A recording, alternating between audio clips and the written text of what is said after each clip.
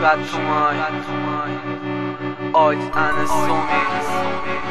I don't love you. Yeah, I don't love you.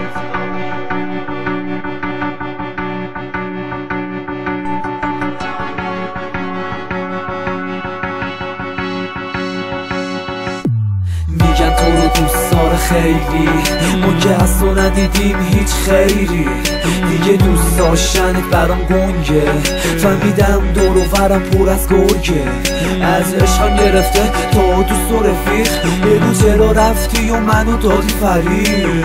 خوش به حالت چون که خوبه حالت، چون اون شده همه کار بارت. یکی رفت یکی موند، یکی درگیر گذشته، یکی هم مثل من کل حرفاش تو خدشه.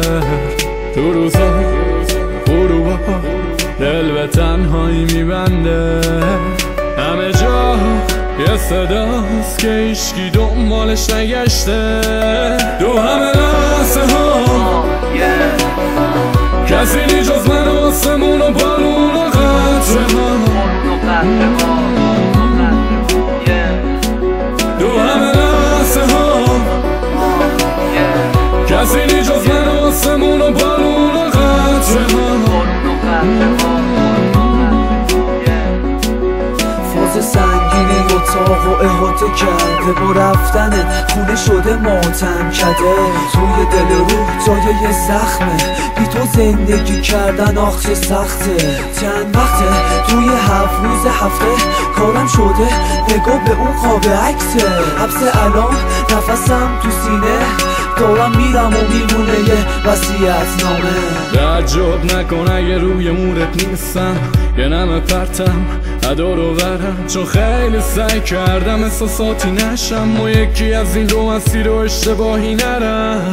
همه جا تاریک و سیاه، لای ابرای ستاره بیدار، که داریم کم کم با هم آشنا میشیم می خیال تنهایی. دو همه لحظه ها کسی نی جز من و آسمون و بارون و قطره ها. دو همه لحظه ها کسی نی جز من و آسمون و بارون و قطره ها.